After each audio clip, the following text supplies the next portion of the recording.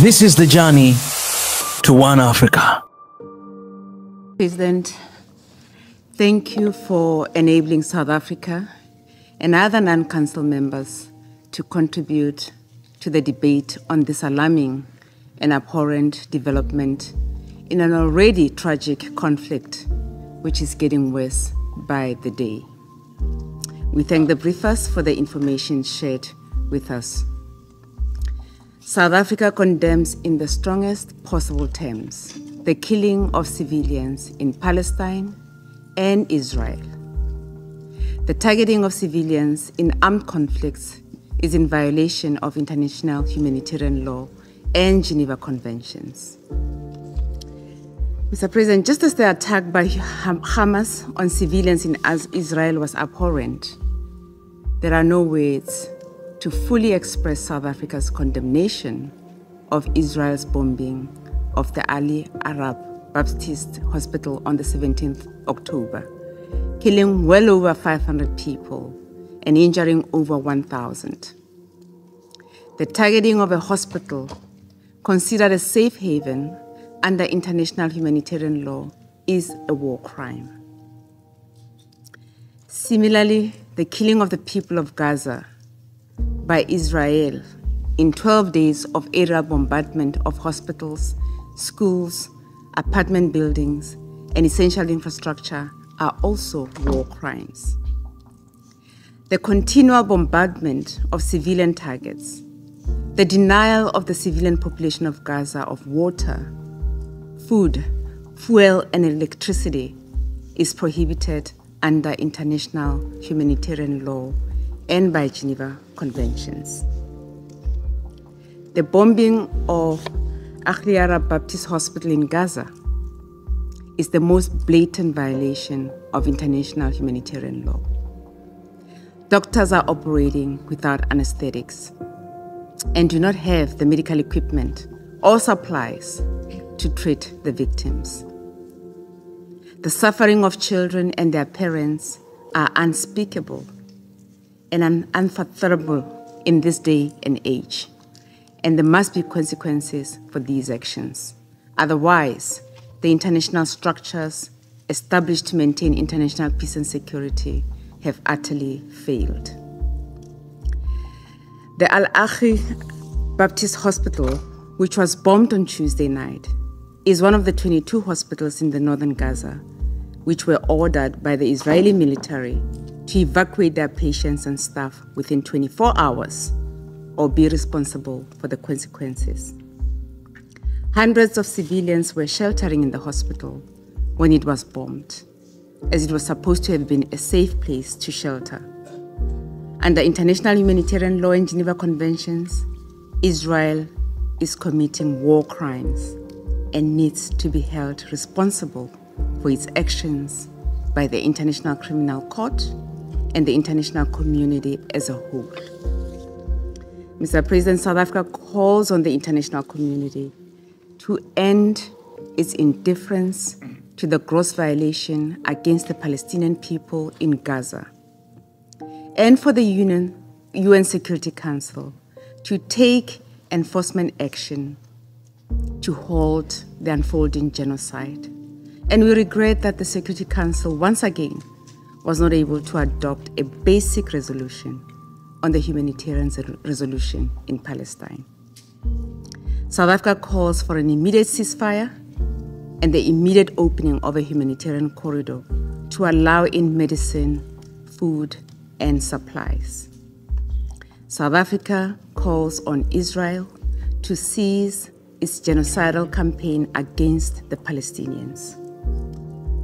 We call on the prosecutor of the International Criminal Court, Karim Ahmad Khan, to immediately signal his intent to investigate the Al-Akhi bombing and other war crimes and the crime of genocide in this conflict, and to include in his investigation the liability of those aiding and abetting these crimes. I thank you. Thank you, President. I should like to congratulate you upon assuming the presidency of the Security Council. I'd like to thank Martin, I'd like to thank Torvinsland. Thank you for your briefings. Furthermore, thank you the UAE and the Russian Federation, which asked for this emergency session of the Council to be convened in light of the Israeli bombing of the Baptist hospital, Al-Ahli Hospital, in the Gaza Strip. This was part and parcel of an attempt to uproot the Palestinian people, forcing it to leave its territory. This crime committed on the 17th of October is a new chapter in a long series of violations, which did not begin on the 8th of October. They began much earlier than that. They began when the occupation began. This requires the international community to put an end to its current policy and begin to hold to account in a legal, political session everyone who commissioned, participated, called for, and ordered these crimes, the crimes committed yesterday included. The events underway in Palestine call on us to shoulder our responsibility. And we're all well aware that our friends, Brazil, will be able to shoulder its responsibility and fulfill these duties as part of their presidential duties. And this is necessary because what's going on, it poses unimaginable risks to the region and to international peace and security. These risks cannot be ruled out. Therefore, we warned against and took action to avoid these risks on numerous occasions. The occupation cannot go on. These crimes cannot be overlooked. Unilateral measures taken, specifically the broadening and extending of the illegitimate, illegal settlements, the crimes being committed, the desecration of holy sites, the political deadlock owing to Israel's intransigence, the condescending fashion with which Israel treats international law, all of this is fuel to the fire. We must ensure that no one uses what we've just said as a pretext. They shouldn't recycle narratives accusing us of terrorism. We'd like to, therefore, reiterate, speaking before you, speaking before this august assembly, speaking before the world, our categorical rejection and direct condemnation of all acts which involve taking of civilian hostages. This is a position which we expressed. We did this clearly, and all Arab states have, in fact, expressed their position very clearly at the ministerial meeting of the Council of the League of Arab States earlier this year. Mr. President, we condemned civilians being targeted. We've condemned this, and we also have condemned the double standards we've seen. We condemn civilians being targeted, our brothers in occupied Palestine being targeted. We'd like to reiterate our condemnation and staunch rejection of all crimes being committed by Israel against the Palestinian people. The latest such crime is the targeting of Al-Ahli Baptist Hospital yesterday. We'd like to reaffirm our rejection of Israel's attempts to evade responsibility and attempts taken by certain international parties to cover for Israel by providing false excuses. And this is what resulted in the impossible situation we have on our hands in Palestinian territory in the Gaza Strip. We see civilians being bombarded in their homes, in hospitals, because of the ongoing refusal to adopt initiatives geared towards ensuring calm and political initiatives as well. Unless the international community shoulders its share of responsibility in full, unless this august council shoulders its full share of responsibility vis-à-vis this explosive situation, we won't have a clear vision of the procedure that's required. And we do have a clear vision. We need an immediate and unconditional cessation of hostilities. And we are surprised. This is the ordinary procedure which applies in all armed conflicts. Nevertheless, we don't see the same level of commitment geared towards achieving this in Gaza, despite the risk of the conflict spilling over. There are some states which have not done their utmost to achieve a ceasefire, but we must say that they will not necessarily be spared. these risks. This might fuel the flames of conflict. Second, we need to guarantee the protection of civilians. We need to furnish humanitarian assistance to civilians. We were equally taken aback to see that this principle, which is one of the most fundamental principles of humanity, the fact that we're debating this principle, the fact that it is controversial when the protection of civilians in armed conflicts is one of the pillars of international law. It is, in fact, one of the pillars of humanity. We must therefore immediately cease targeting medical institutions, which is something that's been condemned by various UN Security Council resolutions, such as Resolution 2286, which condemns all violence and acts committed against hospitals and other medical facilities. We also need to immediately abolish the evacuation order. That's what Israel calls it. This is one of the most abominable instances of forced transfer of populations in the modern era. This is a fallacious justification which Israel claims to be a means of protecting civilians. Third, we must put an end to hate speech, to justification of crimes committed against the Palestinian people, to their demonization. Animals. This is a term that was used by an official of a country which claims to be democratic. This description, these words, were not commented on by other states which continuously talk about the principles of humanity. This kind of speech poisons our minds and fuels conflict. Fourth, we need to do our utmost to deploy all efforts to free detainees, hostages, and ensure they are treated in keeping with international law and the principle of humanity. Mr. Chairman, Egypt, ever since the latest conflict began, has been working as part of its historic role to help the Palestinian people and restore peace. We're working with this vision in mind. We want to establish a ceasefire by taking measures to uphold and guarantee humanitarian access to the Gaza Strip and to mobilize sufficient aid. Egypt also called for the convening of an emergency humanitarian summit in Cairo on the 21st of October with the participation of all international parties and regional parties affected by the crisis.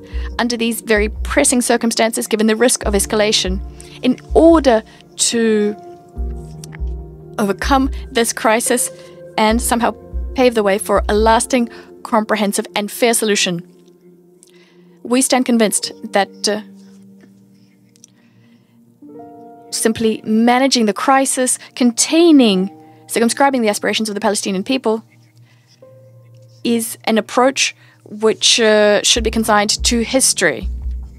Mr. President, Egypt, the Egyptian people all over the world have their eyes on you. The eyes of the world are on you, on the Security Council, so that the Security Council shoulders its responsibility, puts an end to this war which was waged by Israel against Palestinian territories and against an innocent, unarmed people. And all this people wants is to enjoy its fundamental rights to freedom and to live in dignity in an independent state like all other peoples of the world. Thank you, Mr. President. Give the floor to the representative of Libya. السيد الرئيس في البداية ليبيا. President, at the outset, Libya would like to align itself with the statement delivered by the ambassador of Jordan on behalf of the Arab group, as well as the statement delivered on behalf of the GCC by Oman. We should like to express Libya's condemnation of the state and the people, and in the strongest possible terms, our condemnation of the atrocities, the atrocious aggression committed against the Baptist hospital in Gaza City yesterday. This is a murderous machine which is boasting about its power, the support it has garnered.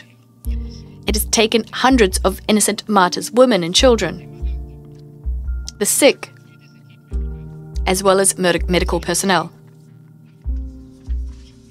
This is a new chapter in a series of crimes to which the people of Gaza have been subjected. The question today is this a collective punishment, perhaps, which might constitute a crime against humanity. It seems that you're waiting for another Rwanda, in contravention of the principles of humanity and international humanitarian law. Unfortunately, Mr. President, Western countries about human rights and international law. What message are you sending today to the world? The people of the world are not ignorant. So stop this double standard and stop this hypocrisy. سيد الرئيس، لقد تحول. President, this council is tasked with upholding international peace and security. It is now engaged in a political competition.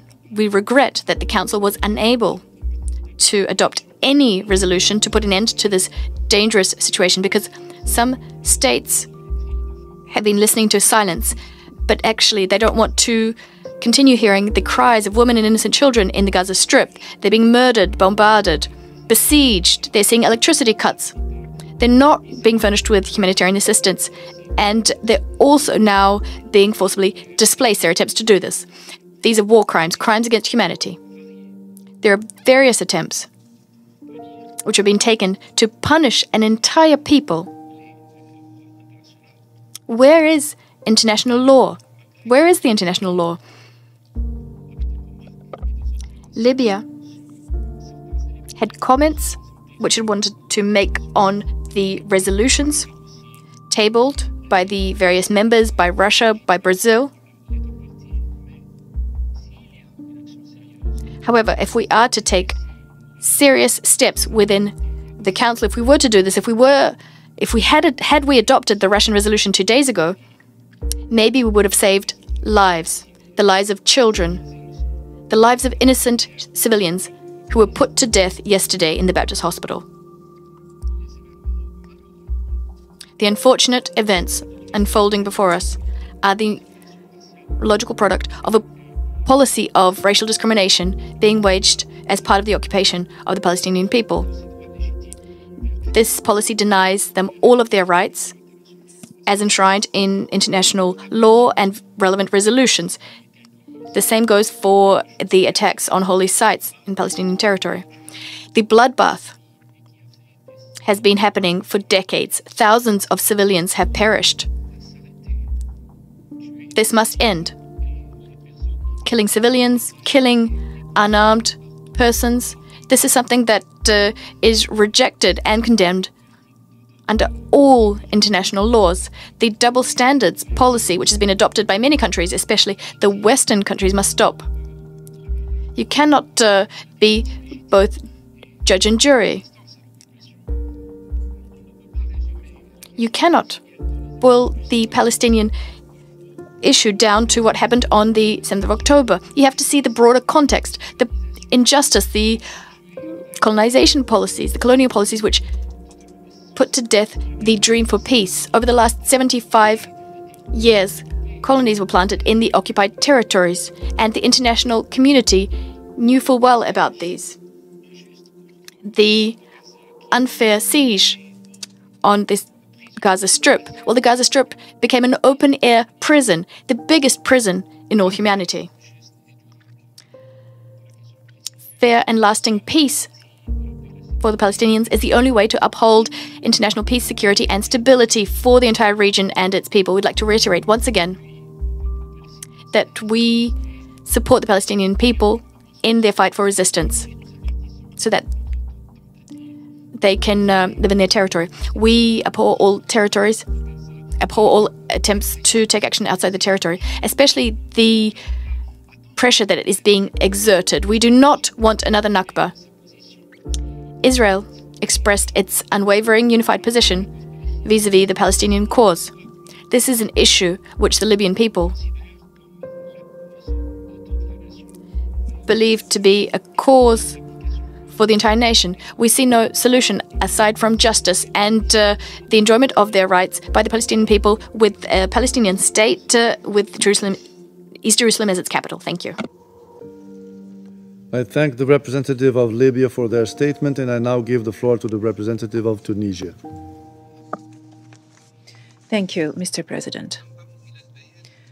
We align ourselves with the statement of Jordan on behalf of the Arab group. I would like to thank Mr. Tor Wensland and Martin Griffiths for their briefings. Also, we express our wholehearted condolences to the fraternal Palestinian people in the aftermath of the brutal aggression perpetrated by the occupying forces, which violated all international instruments. This is a new link in a chain of atrocities and massacres that are perpetrated every single day against the Palestinian people amidst a deafening silence of the international community.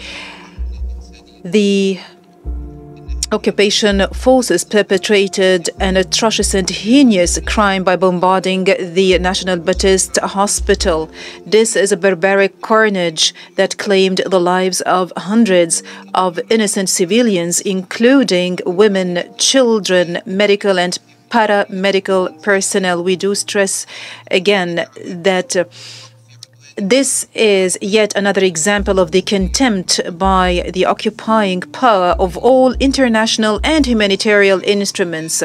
Tunisia expresses its condemnation in the strongest terms of this cowardly aggression against Palestinian civilians, and we call for putting an end to impunity in the case of war crimes and genocide, those crimes that are assiduously and presumptuously perpetrated by Israel against the Palestinian people. We call upon all the countries of the international community to shoulder their moral and legal responsibility to put an end to the policies of aggression and to hold the occupying forces accountable for the forcible displacement and killing of Palestinians and the massive and collective punishment exacted thereby against Palestinians for decades.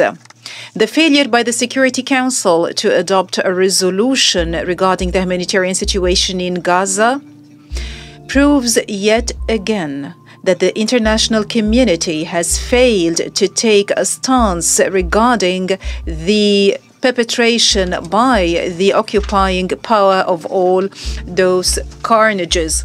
We call upon the Security Council to shoulder its responsibilities to put an end to the current Israeli practices and to adopt a ceasefire, to put an end to this brutal aggression against the people of Gaza and to prevent the forcible displacement thereof, and to guarantee the access of humanitarian aid to the people in Gaza. And we do want to recall and to remind you that every single minute of delay of shouldering this responsibility is equal to hundreds of casualties and destabilization. Tunisia holds fast to its position, namely the right of Palestinian people to establish their independent state on the entire land of Palestine, with Jerusalem as its capital. And we do stress that security in the region should be based on comprehensive and just peace. Meanwhile, the right of the Palestinian people is not subject to the statute of limitations, and it could not lapse by way of killing and displacement on the part of the occupation and cutting off the most basic services, including water, medicine, food,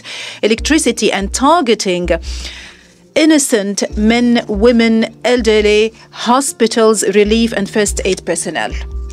And we reiterate that justice should be served to the Palestinian people. This justice that is overdue by putting an end to the occupation and the restoration of the rights of the Palestinian people represented in the sovereign, independent Palestinian state, and put an end to this humanitarian injustice that has lasted for decades. Thank you, Mr. President. I thank the representative of Tunisia for their statement, and I give the floor now to the representative of Algeria. Merci, Monsieur le Président. Thank you, Mr. President. President, I want to congratulate you on assuming the presidency of the Security Council for this month. In recent months and years, we have consistently warned against the potential deterioration of the situation in the occupied Palestinian territory. This ongoing cycle of violence results from the absence of a political solution to the Palestinian question and the dire conditions in which generation of Palestinians are forced to live. We must put an end to this ongoing tragedy in Gaza. During these last 10 days, the civilian population in the Gaza Strip is under airstrikes with no area can be a safe shelter. This is not a war against Hamas, but a war against Palestinian civilians, children, women, and elderly. More than 60% of the casualties are among children and women. Mr. President, first, Algeria strongly condemned the deliberate attack on civilians in the Gaza Strip by the occupying forces, resulting in thousands of casualties. We condemn also, in the strongest word, the airstrike against the Ahli Anglican Hospital that resulted on the death of nearly 500 civilians. There can be no justification for targeting hospitals, clinics, medical personnel, and UN facilities. International law protects this critical infrastructure. We should strongly condemn any violation of these rules. No one is above the law. Attempts to absolve the occupying power of responsibility for such acts are unacceptable. Secondly, it is imperative to adequately address the humanitarian needs of the affected population. We must ensure unimpeded humanitarian access to the Gaza Strip. The occupying power should lift its siege and collaborate with UN humanitarian agencies. It must also rescind its order to evacuate the northern area of Gaza. Third, any attempt to equate the Palestinian people and the occupying power is unacceptable. What we are witnessing today is an assault on a defenseless Palestinian population, a crime against humanity. Mr. President, in conclusion, I want to reiterate the solidarity and support of the Algerian people to the Palestinian people. Face to the rapid deterioration of the humanitarian on the ground, the Council should not remain silent. We regret that the Security Council once again, and for the 7th consecutive year, has failed to shoulder its responsibilities and to adopt a substantive resolution on the Palestinian question. Therefore, we will call upon the international community to take swift action to halt this heinous act, which violate international law and human dignity. Also, let me be unequivocal. There can be no lasting peace in the Middle East without a just resolution of the Palestinian question.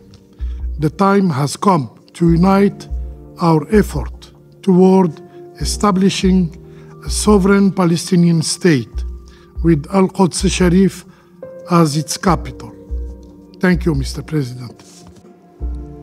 And your presidency for the excellent leadership in conducting this work, which is thorny but important. We also thank you for providing the Security Council with a very valuable text. We have voted in favor of the draft resolution. We deeply regret that the draft could not be adopted due to a veto. In voting in favor, Mozambique wishes to express our deep concern over the outbreak and escalation of violence and deterioration of the situation in Gaza, and consequently, the unfolding humanitarian crisis. Moreover, we are deeply concerned about the human lives that are being lost on a daily basis since the conflict erupted. The civilian population, mainly children, women, and the elderly, are suffering the most from the atrocities and grave effects of this war.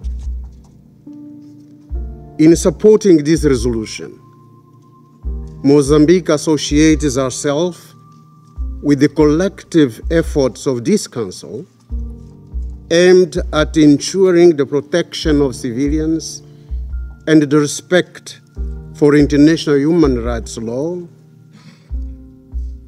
international humanitarian law, the Geneva Convention, as applied to this conflict both in Gaza and in Israel. It is our strong call that humanitarian aid must reach the needy populations in Gaza.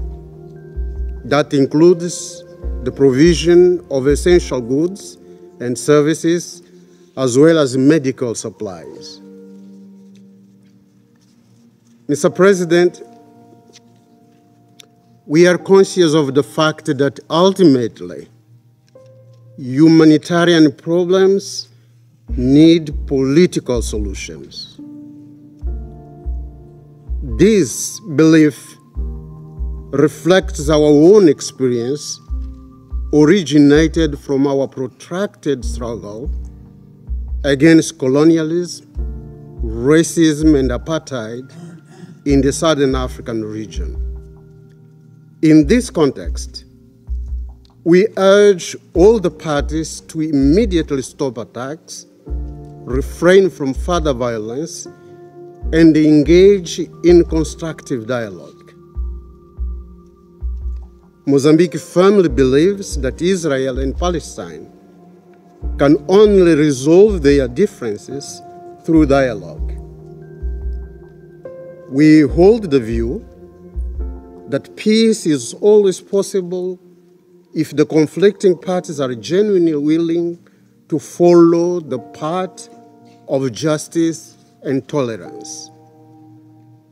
We therefore wish to reiterate our appeal to the members of this Council to redouble our efforts toward a sustainable solution to the Israeli-Palestine conflict. We believe the Palestinian people and the Israeli people have their inalienable right to statehood.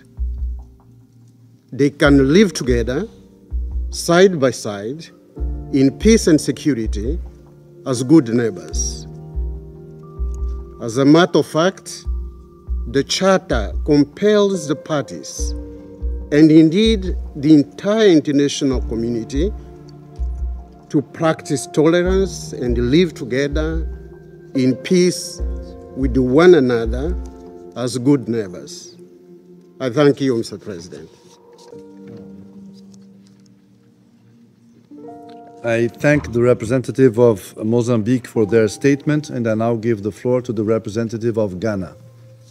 I thank you, Mr. President. And let me begin by thanking your presidency and all delegations for the efforts made to have a consensual resolution that could have helped support the efforts of this Council to de-escalate the rising tensions and respond to the tragic situation that we are all witnessing in the Gaza Strip and in southern Israel. We deeply regret that the resolution could not pass.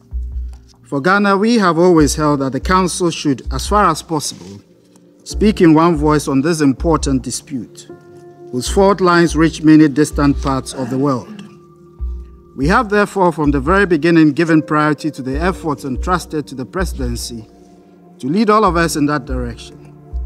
It was in this regard also that we voted in favor of the Brazilian draft resolution, but deemed it important to abstain from the draft resolution proposed on Monday night and the amendments to today's resolution, to preserve the broadest possible agreement that was found to guide us in a common direction. Despite the high sensitivities of the decades-old Israeli-Palestinian conflict and the differences in approaches we may have in resolving it, what should be paramount is our historic responsibility as a Council to deliver the two-state solution and preserve the lives of the two nations whose destinies are bound by history and a common and shared area. The Council's inability to act on its responsibility today, however, should not break our resolve.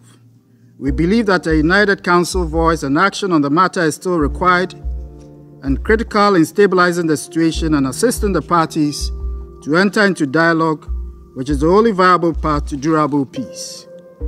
We should therefore continue to ask the parties to de-escalate, seek consensus to support mediation efforts, and knock on the doors of all those that can have a moderating influence on the parties to open up the space for dialogue. I thank you. Merci, Monsieur le Président. Thank you, President. This morning, this Council is seeing its credibility put to the test, given the scope of the deadly violence in Israel and Gaza and the extreme gravity of the crisis in the Middle East, whose shockwave is threatening peace and security in the whole of the region and beyond. As a Security Council, our mandate is to halt wars, or failing that, to prevent them and to alleviate the human suffering born of crises. This morning, the Security Council was not equal to this mandate. The rhetoric around this table provided no succor, no help to civilians in Gaza, who are falling in the face of indiscriminate strikes by missiles and rockets, and who are deprived of all means of survival. Once again, politics and geopolitics have paralyzed this Council's capacity for action. This Council is not reacting in the face of horror and the screams of distress of civilians, in the face of one of the most serious crises in the Middle East, and we are counting the deaths and the destruction whilst remaining powerless. This Council has not provided any coherent response to provide a glimmer of hope to the children, the women, the hostages, and the peoples of the world who were watching our deliberations for their survival and for saving them. My country voted in favour of the draft resolution tabled by the Brazilian presidency and the two amendments proposed, because it is crucial and urgent to act, having issued strong condemnations of the barbaric attacks against Israel on the 7th of October last, and recognised Israel's right to legitimate defence, whilst upholding the principles of proportionality and distinction with regard to combatants and civilians. We firmly believe that given the magnitude of the deadly violence, which over a few days has caused thousands of deaths and immeasurable humanitarian distress, we must call for an immediate cessation of hostilities and the opening of humanitarian corridors to alleviate the suffering of civilians. Our position has been clear since the first Council meeting. Hostage-taking is unacceptable and unjustifiable and indefensible. And we reiterate the hostages must be released with no conditions and no blackmail.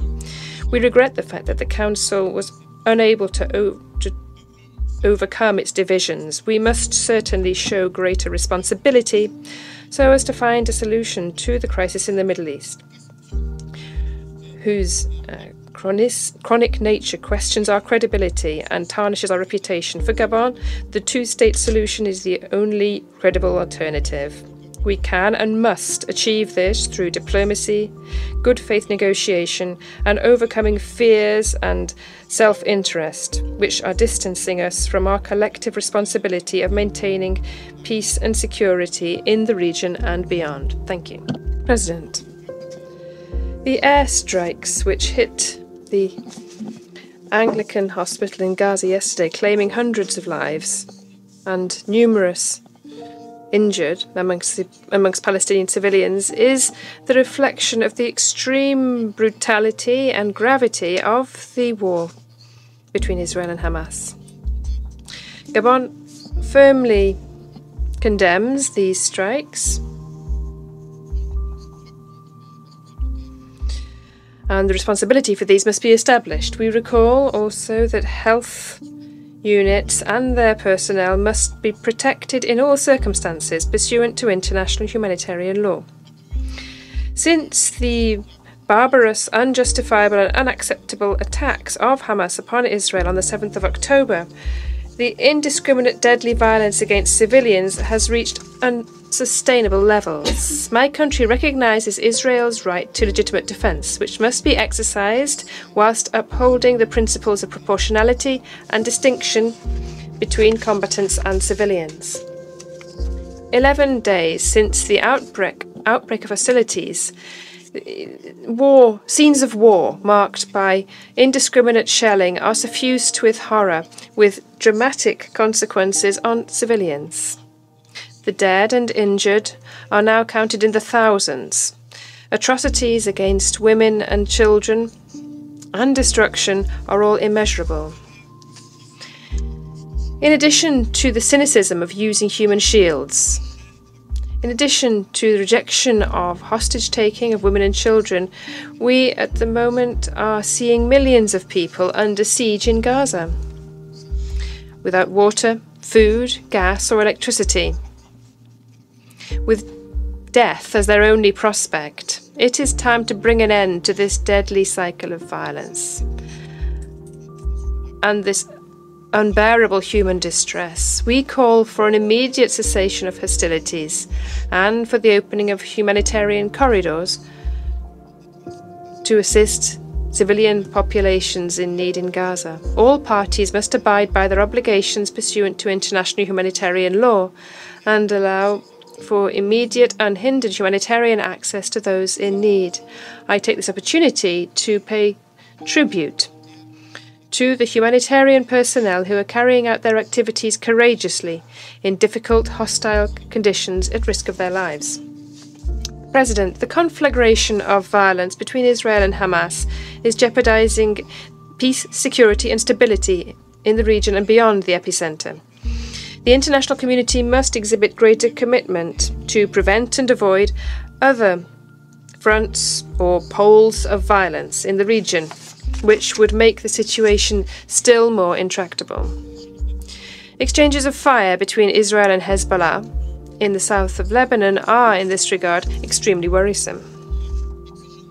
This Council must urgently act to prevent the situation from becoming bogged down, above and beyond strategic interests for each member, above and beyond the depth of emotions. We must, without delay, achieve de-escalation and halt the fighting. We must silence the guns. Diplomacy, dialogue and negotiation, which are at the heart of the United Nations, are the inescapable channels to achieve a solution which guarantees the rights and interests of the parties. And for Gabon, the two-state solution still has no credible alternative. Thank you. Thank the representative of China for their statement, and I now give the floor to the representative of Ghana. Thank you, Mr. President. And we have listened carefully to the sobering briefing by Special Coordinator Tor Wennesland and USG Matthew Griffiths. We remain deeply concerned by the unfolding developments in the Gaza Strip and Israel. At the outset, whilst reiterating our strong condemnation of the present hostilities initiated by the Hamas militia on the 7th of October 2023, we are profoundly distressed by the attack on the Al-Ali hospital in Gaza that was also sheltering civilians at the time it was hit. We condemn the attack, which adds to the growing frustration and human tragedy of this conflict, and we call for a full and transparent investigation of the incident and the establishment of accountability. Since 7th October, the world has witnessed unimaginable horror in southern Israel and in the Gaza Strip. Many lives have been lost and many more will be lost if the fighting does not stop. We deeply regret the high civilian cost arising out of the present hostilities and express our solidarity and sympathies to all the families who have lost loved ones to the violence in both Israel and Palestine. Mr. President, Ghana believes that as a council and at this time, our foremost responsibility alongside that of the wider international community should be saving lives, all lives. In this regard, we call on Hamas to immediately and unconditionally release all hostages and concurrently urge both sides to halt the firing of rockets and missiles. We further urge Israel to restore essential services such as electricity and water supply to Gaza and permit humanitarian access of food and medicines to the vulnerable populations in Gaza. We note the efforts of the United Nations and other humanitarian partners committed to operating in the unfolding difficult circumstances and urge funding for the emerging humanitarian needs and for the flash appeal. In making these calls, however, we do not ignore the dictates of international law and the charter of this organization, including relevant resolutions which affirm the right of guaranteed territorial inviolability for the states in the region, including Israel, as well as their right to self-defense, nor deny the necessity of accountability for those most responsible for the egregious, horrific, and heinous incidents committed since Hamas initiated its attacks against Israel on 7th October.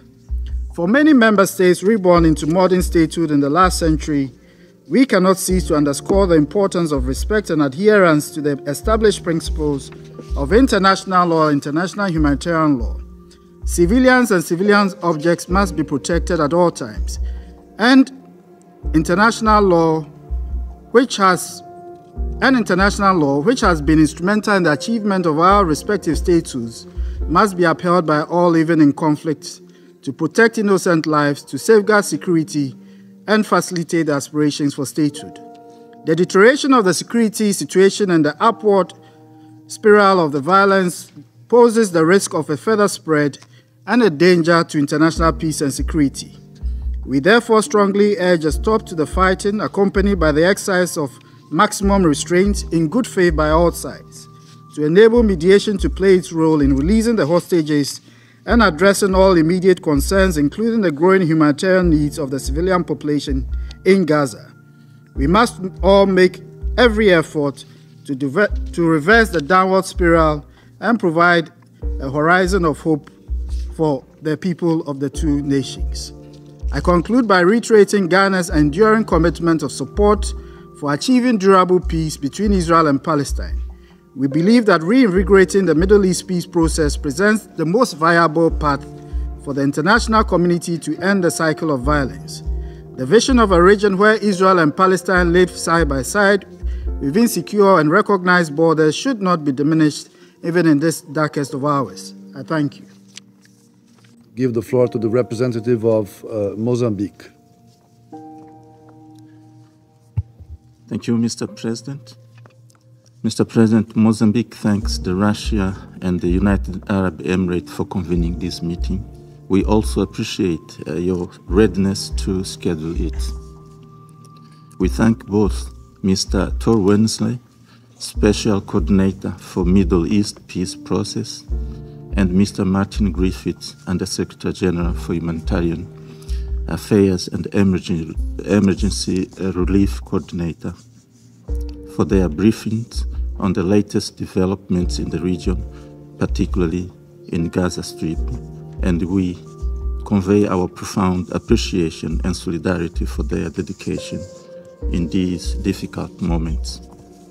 Mr. President, In just 11 days, the conflict between Israel and Hamas has caused significant damage to public infrastructure, including hospitals and schools, and has resulted in the displacement of thousands of people. We could not be more than horrified by the airstrike on the hospital in Gaza City on Tuesday night, where hundreds of people are reportedly killed and thousands of civilians were reportedly sheltering.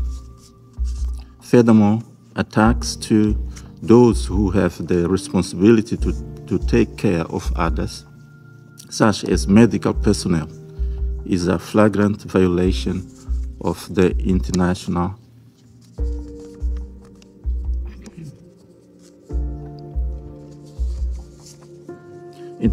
humanitarian law, and it can be perceived as war crimes.